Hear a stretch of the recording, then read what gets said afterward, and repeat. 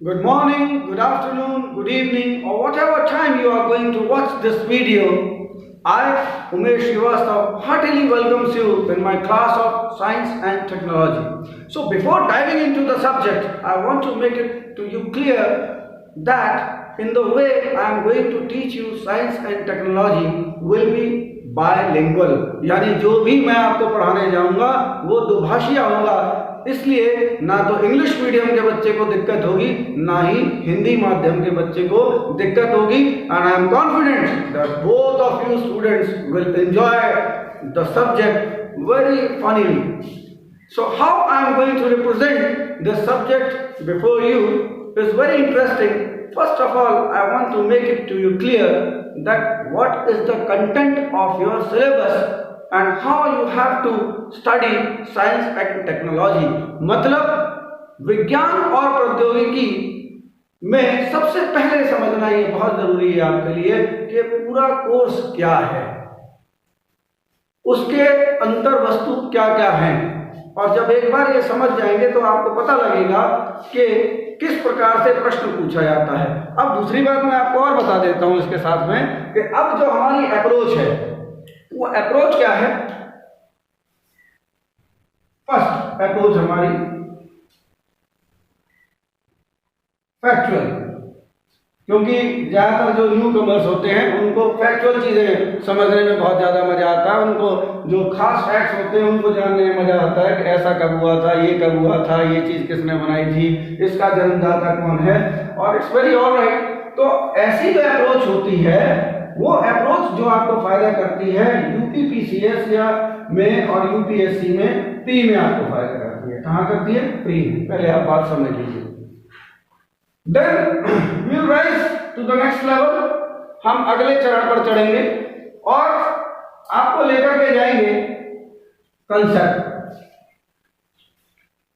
सो अब कंसेप्ट कहां पर आकर के जरूरी हो जाता है इसको समझ लीजिए आप। सबसे पहले कंसेप्ट, सबसे पहले तो जैसे मैंने फैक्चुअल की बात बताई तो it will not only help you in UPPCS और civil service examination, prelims examination, but it will be helpful for you the person who are appearing in SSC examinations or UPSSC examination।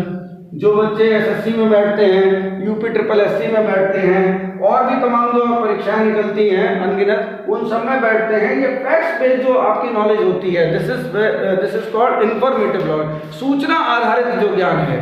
इसको चूंकि आत्मसात करना बड़ा आसान होता है तो बच्चे इस तरीके के वीडियो को काफ़ी एंजॉय करते हैं, उनको काफ़ी सारे पॉइंट्स याद हो जाते हैं। तो सबसे पहली स्ट्रेटेजी होगी, तो ऐसे लोग बिल्कुल भी निराश नहीं होंगे कि साहब फैक्ट्स नहीं है। ठीक है, वेरी क्लियर। तो ये जो एरिया वहां जहां पर इसको लूंगा, यहां पर आपको पूरी तरह से ये क्लियर हो जाएगा कि क्या क्या जो है आपको कराया जाएगा। देन इसके बाद क्या होगा, हम लोग अगले लेवल पर चढ़ेंगे और फैक्ट्स कॉन्सेप्ट्स पर पहुंचेंगे फैक्ट्स से, और ये तरीका आपका होना भी चाहिए। Now in the conceptual level you have to make it properly in your mind कि आपको विषय समझ में आया कि नहीं आया। समझ में आने का मतलब वो चीज होती क्या है, किस तरह से काम करती है। अब यहां पर आपको कहां पर मदद मिलेगी, देखिए इस तरह से प्रश्न आपको कहां मिलेंगे। सबसे पहले मैं आपको बताता हूं प्री लेवल। देखिए प्री की अगर हम लोग बात करें तो सबसे पहले तो आपका आईएएस का एग्जाम, इसके बाद अब जो यूपीपीसीएस ने अपना जो इस बार से ट्रेंड बनाया है जिसमें एग्जाम को काफी टफ कर दिया गया है, उस टफ एग्जाम के चलते अब कंसेप्चुअल क्वेश्चन जो है आपसे यूपीपीसीएस में भी ज्यादा पूछे जाएंगे। ऐसा नहीं था पहले पूछे नहीं जाते थे, नजर में नहीं आते थे, कम होते थे, अब पूछे जाएंगे। तो ऐसी कंडीशन में आपके लिए ये प्रीलिम्स लेवल पर भी काम में आएगा। ऐसा मत समझिएगा कंसेप्ट हम प्री पर छोड़ जाएं, नहीं, अब बड़ा मुश्किल है। और जो आईएएस के लिए बहुत ज़्यादा सिंसियर है, आप यूपीपीसीएस को 2020 इनको देना है, वो इस लेवल पर बहुत अच्छे से पढ़ेंगे। लेकिन अब कंसेप्ट आपको काम में और कहाँ कहाँ आता है ये देखते हैं। अब अगर आपने प्री निकाल लिया तो you will reach to the next level, आप अगले स्तर पर पहुंच जाएंगे और आपका मेन सॉल्व हो जाएगा। और जब आपका मेन सॉल्व हो जाएगा तो इसी कंसेप्ट को उठा करके आपसे क्वेश्चन मेंस में पूछा जाएगा। क्या किया जाएगा, इसी कंसेप्ट को उठा करके आपसे मेंस में, पहले आप समझ लो, इससे पहले कि मैं आगे बढ़ूं पहले आप समझ लो कि हमारी अप्रोच क्या है पढ़ने की, क्या है, बड़े बड़े अक्षरों में लिख रहा हूं, approach. What is our approach? First of all, you have to understand how we are going to. Before going into the swimming pool, you need to understand or know how we have to swim. हमको तैरना कैसे है, हमारी जो approach है, ऐसा नहीं है कि मैं कुछ भी रैंडम वीडियो डालता रहूं और आप उसको सुन लो, दायां बायां कुछ भी चलता रहे, ऐसा कुछ भी नहीं चलने वाला है मेरी क्लास में। बिल्कुल बहुत स्ट्रिक्ट और बहुत वैसी क्लास होगी, आपको बांधने वाली, किसी भी तरह से आपको उसमें कोई कटा फटा नहीं मिलेगा, कभी कुछ डाल दिया, कभी यहाँ से आंकड़ा डाल दिया, कभी ये 10 इंपॉर्टेंट फैक्ट डाल दिए, बहुत सिस्टमेटिक चलेगा सारा, और उसी तरह से आपको समझना भी है, ये आप समझ लीजिए।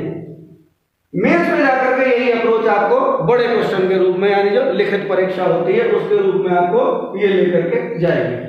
और अगर आपने यहाँ पर इसको क्वालिफाई कर लिया तो फिर क्या होगा, आप एक लेवल और ऊपर पहुंच जाएंगे, और वो होगा इंटरव्यू। अभी तक तो आप नौकरी को ही छोड़ने के लिए सोचते रहते थे, मैंने आपको इंटरव्यू का सपना दिखा दिया।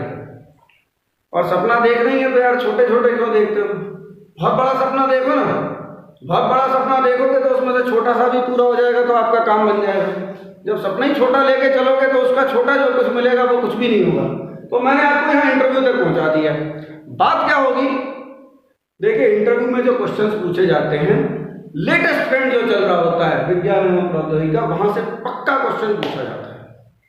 ये आप समझ लीजिए कि पक्का क्वेश्चन आता है। मैं थोड़ा सा और देख लेता हूँ, तो एक बार हो सकता है आपको बोर्ड में दिखाई ना दे रहा हो, ऊपर चला जाओ। तो मैंने आपको बताया कि इस कंसेप्ट से आप में वो दम आएगी कि आप मेंस निकाल सकते हो, और मेंस के बाद आप इंटरव्यू में पहुंच सकते हो, और इसी तरह से पढ़ते रहोगे तो भाई पहुंच भी जाओगे, ऐसा कोई बहुत बड़ी बात नहीं है। तो इंटरव्यू में जब आप पहुंचोगे तो वहां पर भी आपसे यही क्वेश्चन पूछेंगे, और क्या पूछते हैं ये भी मैं आपको, अगर आप मेरे लेक्चर्स को निरंतर क्या करोगे, लाइक करते रहोगे, और क्या करोगे, प्यारे प्यारे कमेंट्स करते रहोगे उस पर, तो मुझे क्या मिलेगा, I will get inspiration that you are learning something from you. मुझे इंस्पिरेशन मिलेगा कि आप मुझसे कुछ सीख रहे हैं, and then only I will take you to the next level. मैं उसी हिसाब से वीडियोस बना करके डालूंगा जिस हिसाब से आपका रिस्पांस आता जाएगा। ओके, तो इस तरह से हमारी एक अप्रोच होगी। तो आप देखते हैं कि ठीक है, जो इंफॉर्मेशन लेवल पर जो कुछ है आप, या जो आपको आदत होती है तो ठीक है, लेकिन the major portion is concept. आपके आज की डेट में विज्ञान और प्रौद्योगिकी पर जो पुस्तकें आती हैं, मैं किसी की बुराई नहीं कर रहा हूँ कुछ भी, लेकिन क्या होता है कि उसमें कुछ, जैसे जो लोग हिंदी मीडियम वालों को सबसे ज़्यादा दिक्कत होती है कि हिंदी मीडियम में जो अंग्रेजी की जब हिंदी की जाती है तो इतना थर्ड रेट किस्म की चीज़ें निकल करके आती हैं कि उनके तो अर्थ ही नहीं निकल रहे होते अगर अंग्रेजी से मिला करके देखा जाए। तो मैं आपको नोट्स मुंह से जो चीज़ें बताऊंगा आप उनको नोट करते जाना, वीडियो को पॉज करते। आज तो ऐसा नहीं हुआ क्योंकि आज मैं क्या बताने जा रहा हूँ ये आपको बताता हूँ। तो मेरे हिसाब से जो अप्रोच है हमारी पढ़ने की वो आपको क्लियर हो गई होगी। ठीक है, अब हम लोग बढ़ते हैं आगे।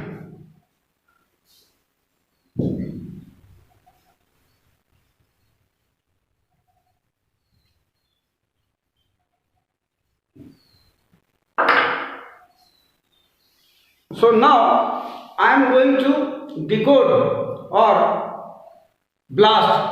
तो ब्लास्ट होता है सारी चीजें बाहर निकल जाती हैं बम में से। तो ये एक बम है, ऐसे करके एक बम है, और इसको ब्लास्ट करें, ब्लास्ट में जो कुछ है सब कुछ है निकल आएंगे, लेकिन आपको उड़ना नहीं है, इस ब्लास्ट से यही रखे रहना है, रुक के रहना है। देखेंगे कि अब सबसे पहले हमको समझना यह है कि एक एक बिंदु में से क्या होता है, मोटे मोटे रूप में हमको चीज पता होती है, फिर उसके बाद उसके अंदर घुस के कुछ टॉपिक्स होते हैं उनके बारे में हम जान ही नहीं पाते।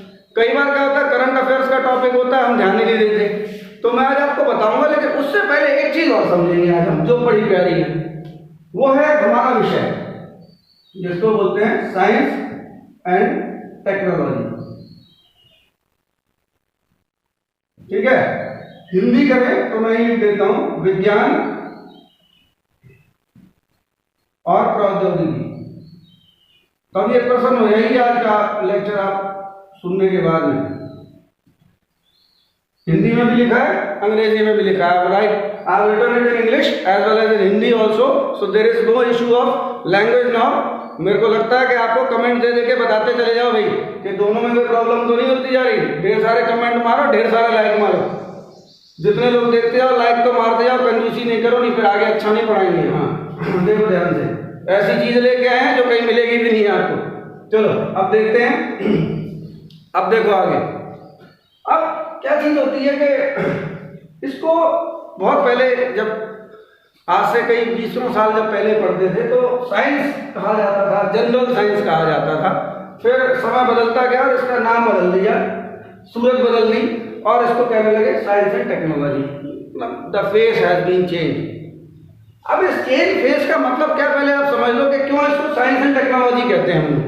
तब आपको समझ में आएगा कि इसके जो अंदर घुसे हुए ईच एंड एवरी पार्ट्स वो क्यों हैं इसके अंदर, इसको हम लोग समझेंगे बड़े प्रेम से। पहले इसका मतलब समझ लो। सबसे पहले समझेंगे कि साइंस से क्या तात्पर्य है हमारा। ठीक है, साइंस जब हम लिखते हैं, whenever we write science, it means the basic principles that have been discovered in the centuries। वो आधारभूत सिद्धांत विज्ञान के जो शताब्दियों में प्रयोग में आए। अब ये सिद्धांत कौन कौन से होते हैं? वो सिद्धांत जो आप 6वीं क्लास से पढ़ना शुरू करते हो और 12वीं क्लास तक पढ़ते हो अपने विज्ञान विषय में, वो भी बताऊंगा क्या क्या। अभी पहले बात सुनते जाइए। जैसे आपने रदरफोर्ड का परमाणु मॉडल पढ़ा, ग्रेविटेशन का लॉ पढ़ा, या आपने पास्कल का लॉ पढ़ा, या और लाइट के बहुत सारे कॉन्सेप्ट्स आपने पढ़े, तो ये सारी चीजें आपने पढ़ी। बायोलॉजी पढ़ी, ठीक है, आपने माइक्रो ऑर्गेनिजम्स के बारे में जाना, सूक्ष्म जीवों के बारे में जाना, तो ये सब चीजें आपने पढ़ ली। उसके बाद क्या होता है कि अब कोई भी चीज जैसे आपके पास है, घर में ऐसे आटा रखा हुआ है, तो अब आटा तो आ गया, गेहूं आ गया, लेकिन आप ना तो गेहूं फाँक के खा जाओगे और ना आप आटा फाँक के खाओगे। Neither you will eat wheat और neither you will eat flour like this. You have to cook it in chapatis और समथिंग एल्स। आप हलवा बनवाओगे, चपाती बनवाओगे, रोटी बनवाओगे, ब्रेड बनवाओगे। तो now the principle that has been used for the welfare and use of human beings, मनुष्य के जीवन में उसके कल्याण के लिए, उसके उपयोग के लिए जब इन आधारभूत सिद्धांतों का प्रयोग किया जाता है, देन इट बिकम्स टेक्नोलॉजी। तब ये प्रौद्योगिकी कहलाती है। मेरे हिसाब से इस बात को कहीं आप नोट कर लेना, इंटरव्यू में ही पूछ सकते हैं। और कुछ ऐसी चीजें होती है जिनका सीधा सीधा मतलब तो हमारी नजर में नहीं आता, लेकिन उन बातों को समझ करके हमारा जो ज्ञान है वो जागृत हो जाता है। And UPSC exam is all about awakening of the mind. आपने जितने अच्छे से विषय को जोड़ दिए एक साथ से, उस पर आपके विचार चलने लगे जितनी जल्दी, समझ लीजिएगा आप यूपीएससी निकाल लेगा। तो विज्ञान और प्रौद्योगिकी का मतलब आपको समझ में आ गया क्या होता है? कोई प्रॉब्लम तो नहीं है? मैंने फिर से एक बार रिपीट कर देता हूं मैं। The basic principles that we have discovered in science. Science क्या है? अनुसंधान है, प्रयोग है, खोज है सत्य की, चीजों को तलाशने की कि चीजें क्यों होती हैं, क्या होती हैं और कैसे होती हैं। इसलिए आर्ट्स के विषयों को भी कई बार विज्ञान कहने की बात की जाती है कि ये भी एक विज्ञान है, ठीक है ना।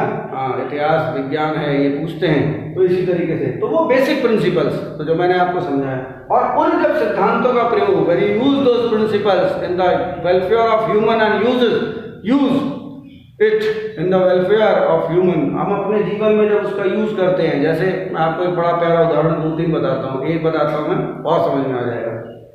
पहला, एडिसन बल्ब बनाने पे लगे हुए थे और उन्होंने ठान लिया था कि बल्ब तो बना के मानेंगे, और करीब 1200 प्रैक्टिकल किए थे, आपने पढ़ा हो तो अब प्रैक्टिकल हुआ कैसे आप ये समझिए कि इलेक्ट्रिसिटी के जो सिद्धांत थे, बेसिक सा सिद्धांत है, इलेक्ट्रिसिटी का सिद्धांत है, मजा आएगा आपको भी जान करके।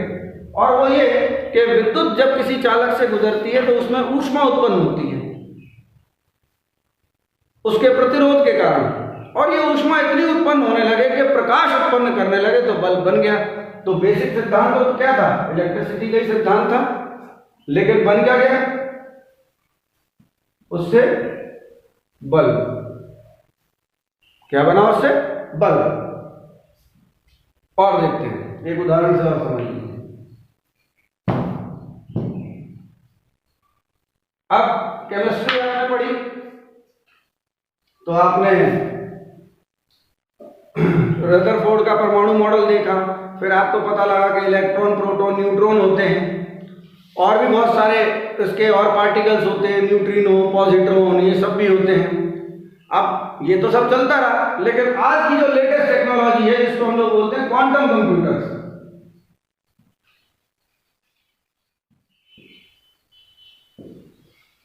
किसका प्रयोग किया गया है इसमें? अब ये प्री में क्वेश्चन पूछ लिया जाए, क्वांटम कंप्यूटर्स में किसका प्रयोग किया जाता है? नोट कर लो साथ में, और यही पढ़ाई होती है, नोट कर लो। क्वांटम कंप्यूटर्स में किसका प्रयोग किया जाता है? इलेक्ट्रॉन का। इलेक्ट्रॉन का यूज करते हैं उसके बिहेवियर को चेक करने, उसके बिहेवियर को कंट्रोल करके। अब वो कैसे होता है, मेरा एक लेक्चर पढ़ा हुआ क्वांटम कंप्यूटर्स पर, वो थोड़ा सा डार्क आया था, लॉकडाउन है, हमारे पास थोड़े से संसाधन कम है अभी, तो इसलिए जो कुछ हो सकता है वो बेस्ट करने की कोशिश कर रहे हैं। लॉकडाउन के बाद आपको I promise you will get awesome videos. So अभी भी ऑसम है, नॉलेज के पॉइंट से ध्यान से सुनिए, टेक्निकली थोड़ा अंधेरा कुछ ऊपर नीचे हो सकता है। तो इलेक्ट्रॉन्स का प्रयोग करते हैं, तो देखिए बेसिक प्रिंसिपल तो इलेक्ट्रॉन है, इलेक्ट्रॉन के सिद्धांत हैं, but we have used in quantum computers. तो इस तरह से जो यूज किया जा रहा है अलग अलग ये चीजें, तो अब आपको बहुत अच्छे से समझ में आ गया होगा कि इसको विज्ञान और प्रौद्योगिकी कहते हैं। पहले आपको विषय का ज्ञान हो जाना जरूरी है कि विज्ञान और प्रौद्योगिकी भाई कहते क्यों हैं, जनरल साइंस क्यों नहीं कहते इसको? बहुत सालों से विज्ञान प्रौद्योगिकी क्यों कहने लगे इसको? तो ये बात आपको बहुत अच्छे समझ में आ गई होगी। अब हम चलते हैं आगे, बढ़ते हैं। तो सबसे पहले हम लोग का विज्ञान शब्द था,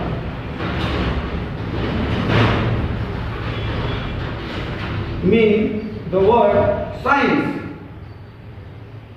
First of all, we are going to decode this part. इस पार्ट को हम लोग डिकोड करेंगे, लेकिन इससे पहले एक बात आप समझ लीजिए, ये पार्ट जो है आपका काफी हद तक स्टैटिक पार्ट भी है। स्टैटिक मतलब स्थिर। इसमें बहुत कुछ चीजें बदलती नहीं है, जो पुरानी चली आ रही है उसी तरह से चलती हैं। तो सबसे पहले हम इसको समझेंगे, फिर ये जानेंगे कि ये पार्ट स्टैटिक क्यों होता है। ठीक है, तो देखते हैं इसको डिकोड करने की कोशिश, डिकोड करता हूं मैं, देखते हैं।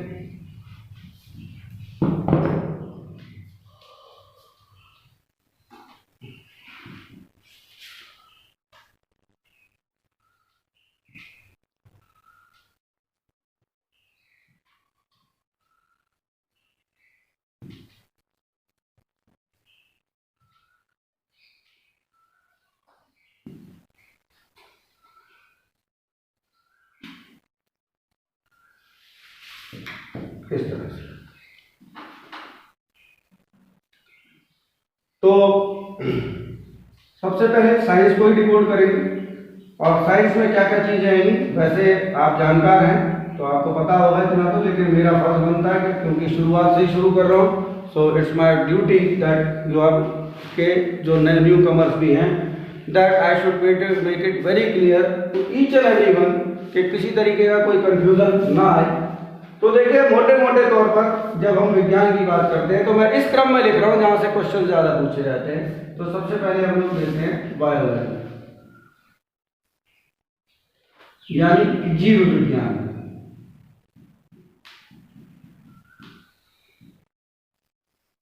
ठीक है, आप सब लोगों ने 10th तक पढ़ा होगा, और जो लोग 12th से बायोलॉजी किए उन्होंने 12th तक भी पढ़ा होगा। तो उसके बाद आपका फिजिक्स, यानी भौतिक विज्ञान,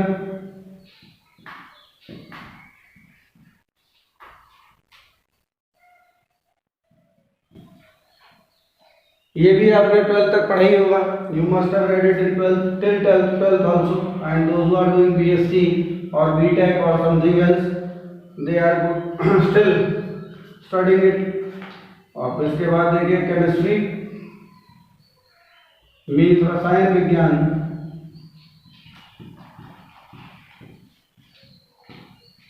तो ये तो मोटा मोटा साइंस का हुआ पहले। अब देखिए ये मैं क्यों बता रहा हूं, देखिए this is very important for your prelims, okay. Not a single question will be asked in mains और इंटरव्यू एग्जामिनेशन फ्रॉम हियर। वही क्वेश्चन मेंस में और प्री से आपको बहुत पता होना चाहिए कि कौन सी चीज कहां से आएगी और कौन सी चीज कहां से, तो इसका जो साथ है आपको प्रीलिम्स तक रहेगा। लेकिन एक बात और समझ लीजिए कि जिनका विज्ञान कमजोर होता है उनको प्रौद्योगिकी के सिद्धांत समझ में नहीं आते। अगर आपका जीव विज्ञान अच्छा नहीं है, आप जैव प्रौद्योगिकी बिल्कुल नहीं समझ पाओगे। अगर आपको कोशिका विज्ञान के बारे में पता नहीं है, आपको जैव प्रौद्योगिकी बिल्कुल समझ में नहीं आएगी। आप पहले से समझते जाओ इस बात को।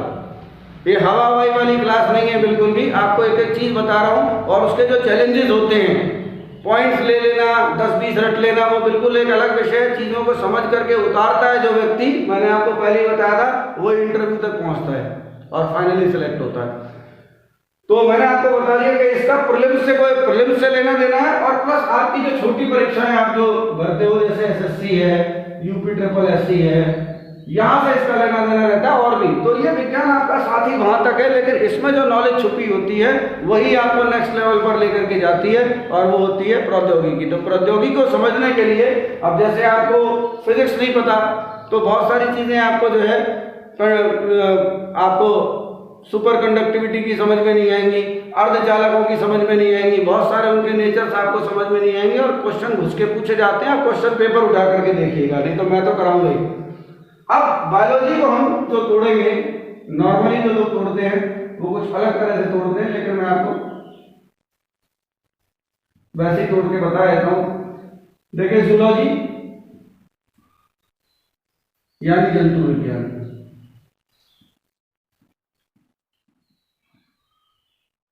फिर उसके बाद बॉटनी यानी वनस्पति विज्ञान,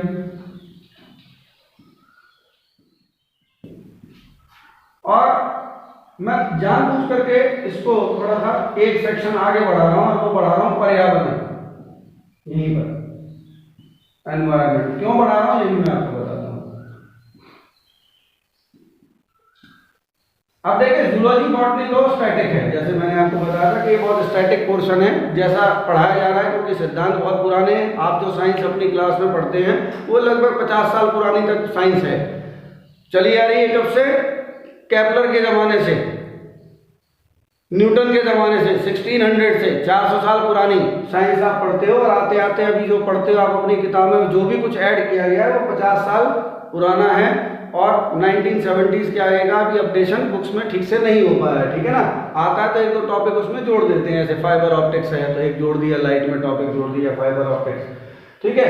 तो अब पर्यावरण को मेरा यहाँ पर जोड़ने का कारण क्या है?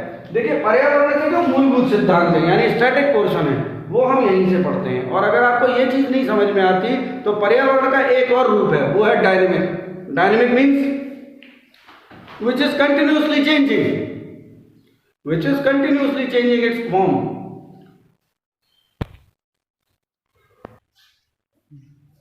तो environment का जो दूसरा रूप है, the second form of environment is very dynamic because it's a current issue, and not only current issue, it's not only a current issue or centralized in a very limited area, it's a global issue too. देखिए दो बातें आपको बहुत keyword बताएं तो mains में लिखना हो। समसामयिक मुद्दा तो है ही है, ग्लोबल यानी वैश्विक मुद्दा भी है, और इसके लिए तो अप्रोच बड़ी मल्टी डायमेंशनल होती है, इसलिए इस पर तो विस्तार से चर्चा मैं करूंगा बाद में, ठीक है।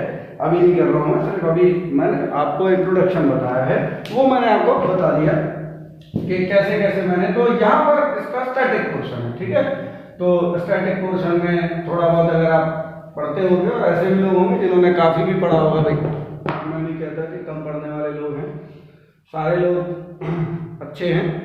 तो वहाँ आपने पढ़ा होगा वन्य जीव अभ्यारण्य पूछे जाते हैं, कौन सा जीव कहाँ पर पाया जाता है ये पूछा जाता है, तो वाइल्ड लाइफ सेंचुरीज हैं, तो ये सब चीज़ें जो पूछी जाती हैं, ठीक है। फिजिक्स वही ऑर्डिनरीली जैसे मैंने बताया आपको, लाइट है, इलेक्ट्रिसिटी है, ये सब चीज़ें आप पढ़ करके आओगे, और जब मैं एक एक चैप्टर से इसको खोलूँगा तो automatically you will get what I am teaching.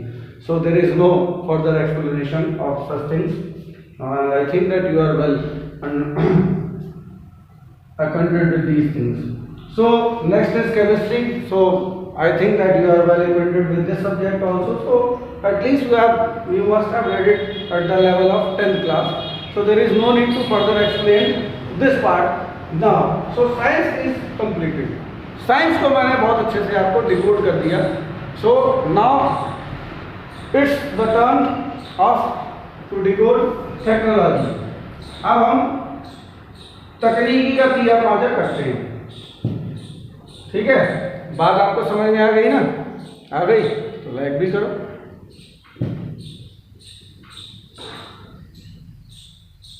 हाँ, अच्छे से समझ में आती है तो लाइक वाइक करते जाओ. अंगूठा जो दिखाने का तरीका है thumbs up. Thumbs up, keep on doing your thumbs up if really it's up worth up. यदि थम्स अप करने लायक है तो जरूर करिए. So we are stepping up to the next level, technology.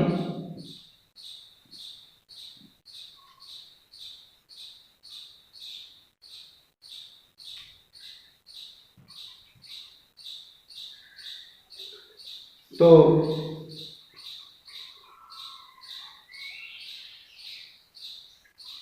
Technology यानी प्रौद्योगिकी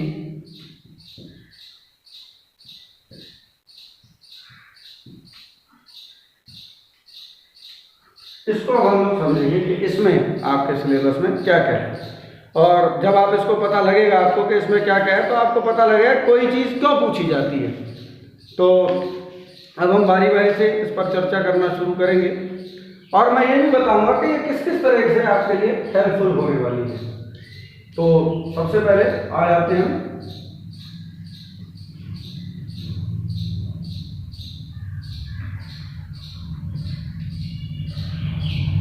तो सबसे पहले हम लोग आते हैं. सबसे पहला जो है हमारा स्पेस टेक्नोलॉजी.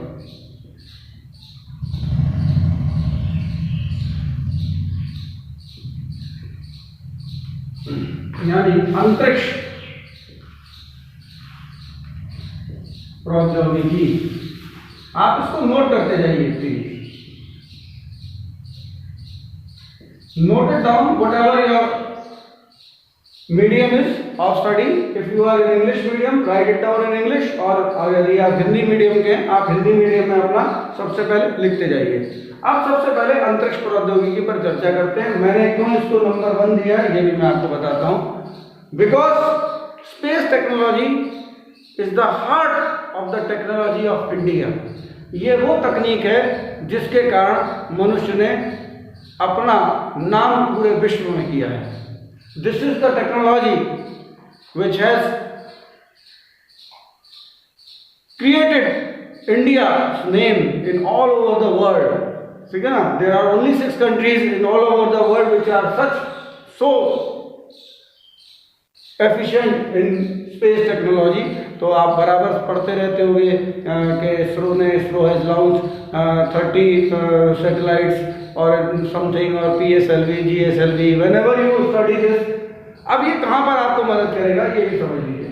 फर्स्ट, जैसा मैंने आपको बताया कि प्रीलिम्स के क्वेश्चन तो होते ही है जिसमें छोटी मोटी चीज़ पूछ ली जाती है कि कहाँ से लॉन्च हुआ, किसने लॉन्च किया, कहाँ गया, कौन सा मिशन है. तो क्या क्या पूछते हैं आपसे, नोट भी करते जाइए. ऐसे मिशन हैं, कौन कौन से मिशन चल रहे हैं. फिर यहाँ से आपसे मेन से भी क्वेश्चन पूछा जा सकता है. और मेन के साथ साथ फिर एक और बात बता रहा हूँ, मेन्स में essay it is very important for your essay also. Achievements of India in space technology. आप लिख लीजिए, achievements of India in space technology. अंतरिक्ष प्रौद्योगिकी के क्षेत्र में भारत की उपलब्धियां. ऐसा करके निबंध आपसे पूछा जा सकता है. तो ये निबंध के लिए भी आप तैयार कर लीजिएगा. मैंने दोनों ही मीडियम में आपको बात भी अपनी समझा दी है किस तरह से. तो सबसे पहला जो हमारा चरण है वो है आपका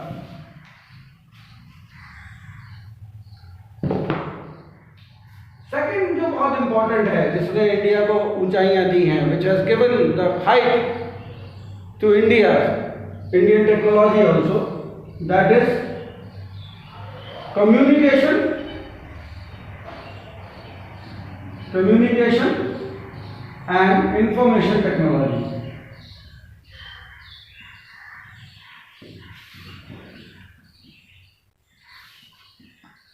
communication and information technology, that means संचार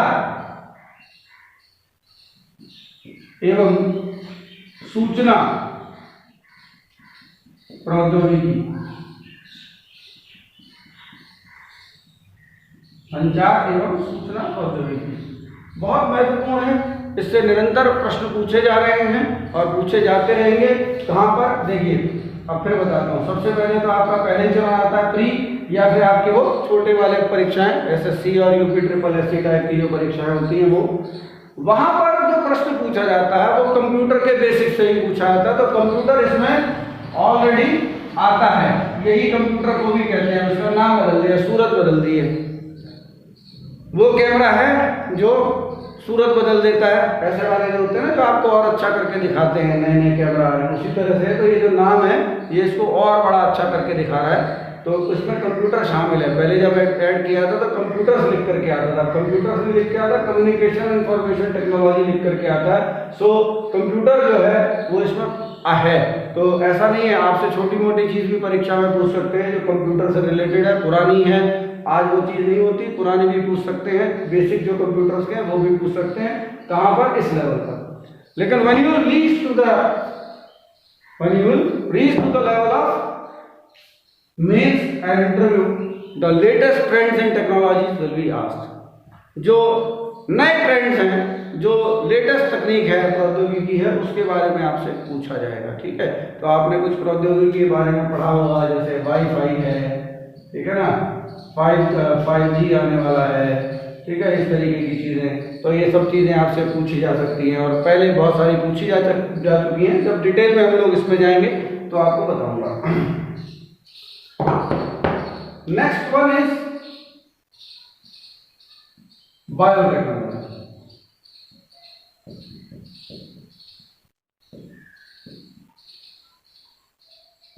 बायोटेक्नोलॉजी, जैव प्रौद्योगिकी।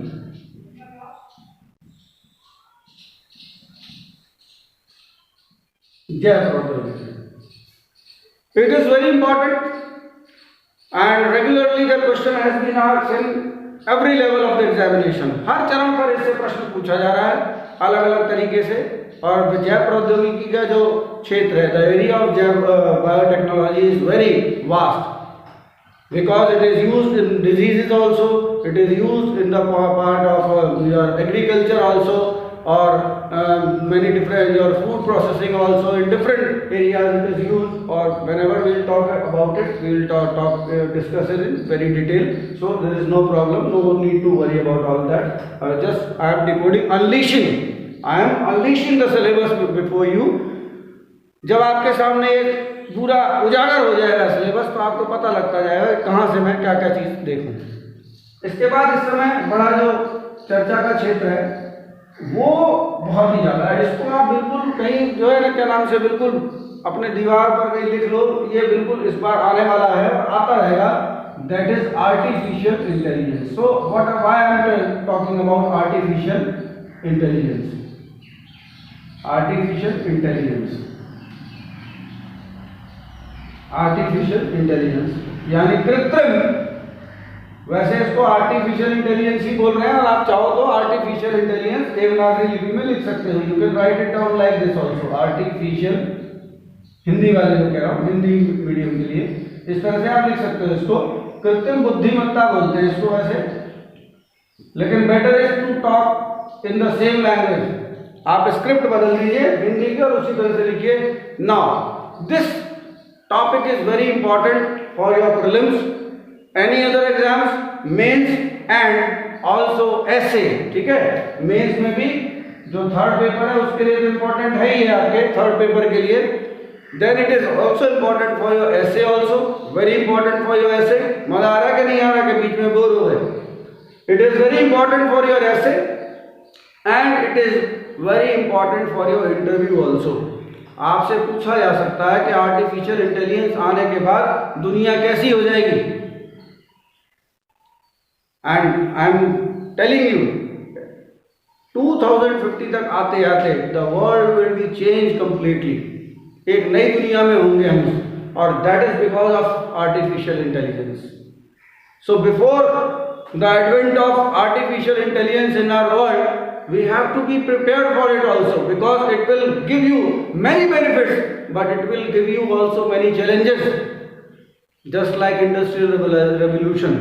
ये आपको बहुत सारे सुविधाएं, बहुत सारी बातें पढ़ा करके देगी, दुनिया को बदल देगी, बिल्कुल ठीक उसी तरह से जैसे औद्योगिक क्रांति ने बदला था. लेकिन इसके आने से बहुत सारे चैलेंजेस भी खड़े होंगे पूरी दुनिया में, ठीक उसी तरह से जैसे इंडस्ट्रियल रेवोल्यूशन, औद्योगिक क्रांति के बाद हुए थे. मजा आ रहा है? समझते जाना बात को. जिस जगह पर मैं आपको इशारा कर रहा हूँ उस जगह पर जरूर जाइएगा, ध्यान दौड़ाइएगा, आपको समझ में आएगा, इंटरेस्ट आएगा खुद से पढ़ने में. सबसे बड़ी बात है कि ये सब जो समझा रहा हूँ आपको खुद से पढ़ने में, ये सबसे इंपॉर्टेंट टॉपिक है इस समय का, हॉट टॉपिक. इसको आप बिल्कुल सबसे पहले तैयार करिए, सबसे हॉट टॉपिक है ये. ठीक. चौथा. पांचवा, नैनो टेक्नोलॉजी.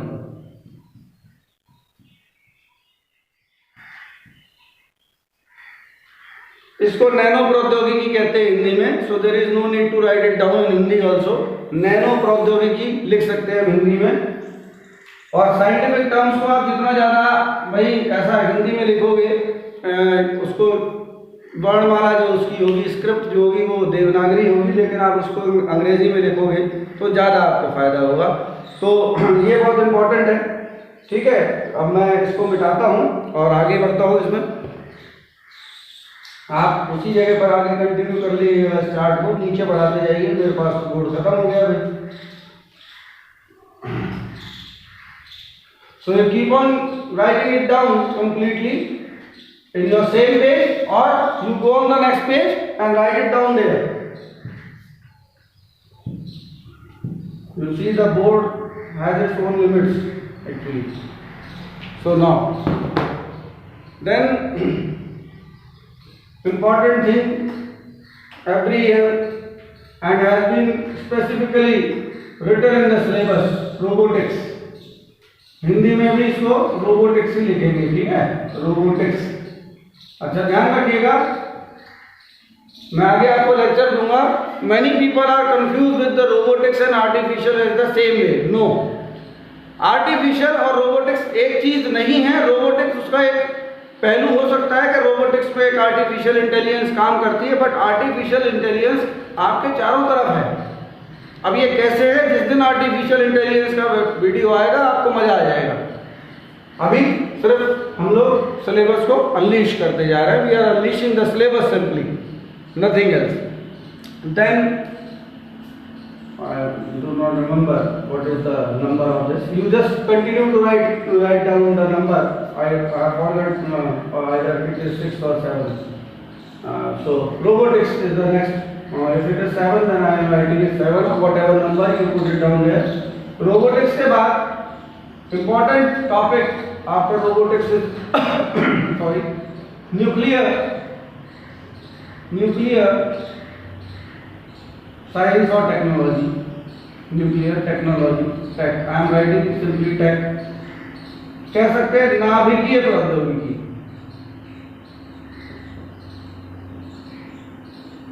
देखिए अब आज की डेट में तो थोड़ा सा हॉट टॉपिक नहीं है नाभिकीय प्रौद्योगिकी, लेकिन कभी भी कुछ भी हॉट हो जाता है.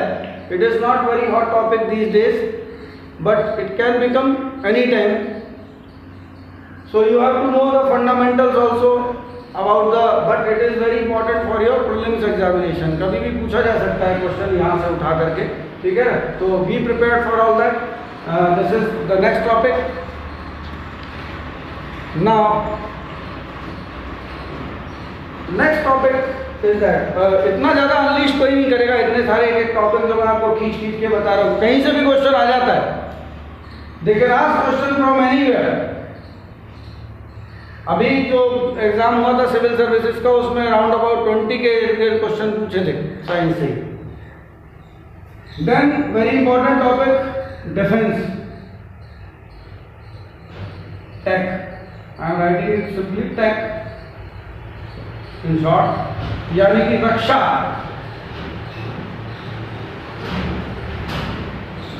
रक्षा प्रौद्योगिकी, डिफेंस टेक्नोलॉजी.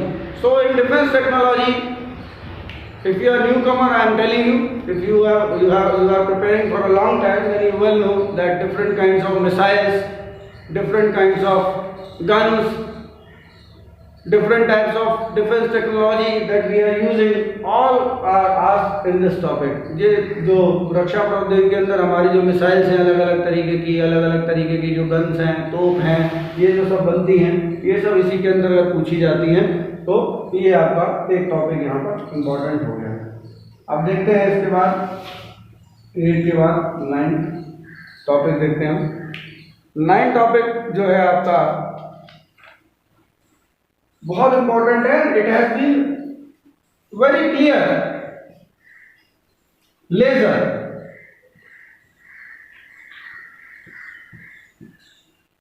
लेजर टेक्नोलॉजी, और अभी बहुत इंपॉर्टेंट है क्योंकि लाइफाई अभी आया है.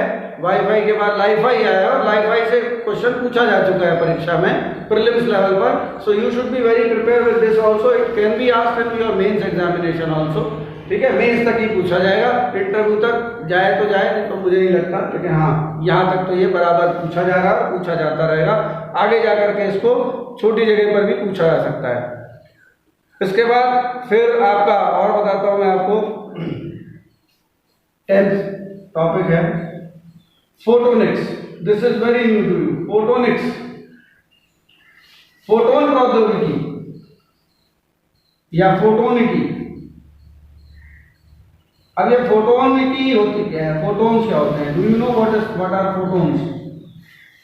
किसी को पता है फोटोन्स क्या होता है? मैं बता देता हूँ. Light particles are called photons. ये प्रीलिम्स में सीधा पूछ सकते हैं कि फोटोन क्या है. Light particles are called photons. प्रकाश के कणों को फोटोन कहा जाता है. आइंस्टाइन ने ये प्रूव किया था. मैं फिर एक और बात बता रहा हूँ, नोट कर देना. आइंस्टाइन ने ये प्रूव किया था. ठीक है, मैक्सवेल और ये सब जितने भी प्लांक, ये सब लोग जुड़े हुए फोटोनिक्स से जुड़े हुए, ये बहुत सारे जो साइंटिस्ट हैं वो इनके नाम जुड़े हुए हैं इससे. ठीक है ना. तो प्रकाश विद्युत उत्सर्जन के जो नियम दिए थे आइंस्टाइन ने, तो लॉ ऑफ, तो ये जो लॉस थे उसके साइंटिस्ट के, सॉरी, तो वो दिए गए थे फोटोनिक्स के अंतर्गत दिए गए थे. और फोटोनिक्स के अंदर क्वांटम कंप्यूटिंग भी फोटोनिक्स का पार्ट है. वैसे लोगों को लगता है कि ये कंप्यूटर का पार्ट है, नहीं, ये quantum computing is basically the part of photonics. ये मैं आपको बिल्कुल नई बात बता रहा हूँ, आप इसको नोट कर लेना कहीं पर. इसलिए मैंने शुरू में ही कहा था कि आई am telling you, I am unleashing the syllabus before you very vastly. एक एक टॉपिक को जो है मैं ऐसे बता रहा हूँ जो चीजें आपके दिमाग में नहीं आई होंगी. इसके बाद देखिए जो बताए गए हैं वो सारे टॉपिक्स में लेता जाऊंगा. May be boring for you also, क्योंकि लंबा हो रहा है. लंबा हो तो दिखाई दे तो आप पॉज कर लेना, रोक देना, आधे घंटे बाद 1 घंटे बाद फिर से नोट कर लेना, क्योंकि सिलेबस नहीं पता तो पढ़ेंगे क्या.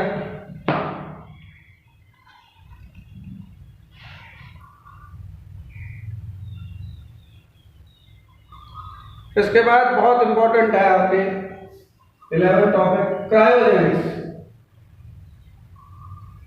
Cryogenics, cryogenics.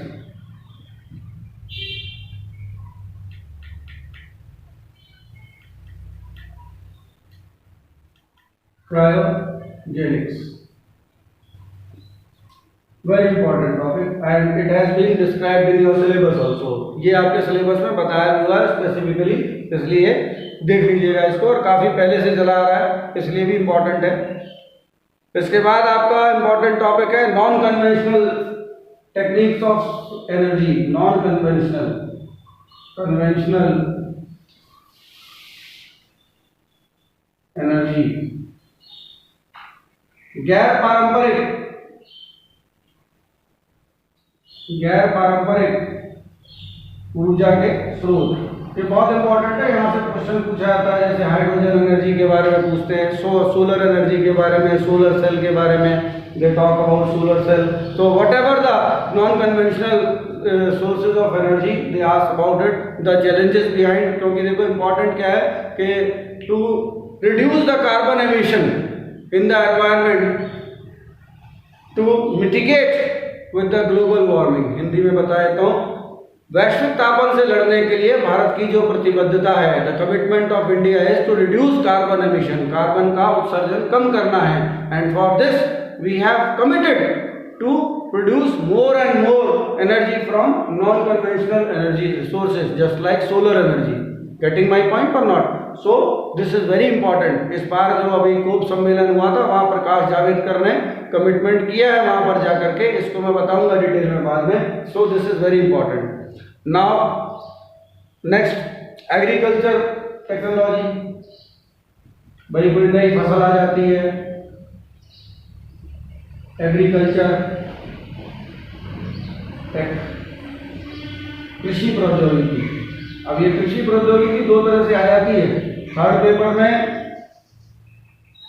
आपके वहां भी है सिलेबस में, इकोनॉमी में भी है और इधर भी है। तो you just number it 14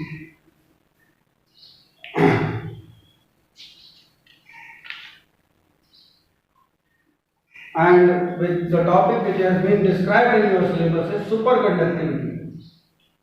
Superconductivity यानी अति चालकता, ये टॉपिक भी आपके में दिया हुआ है। क्वेश्चन भी पूछा जाता रहा है, प्री में क्वेश्चन पूछा जाता है, अभी तक मेंस वगैरह में ऐसा कुछ क्वेश्चन यहां से नहीं पूछा गया।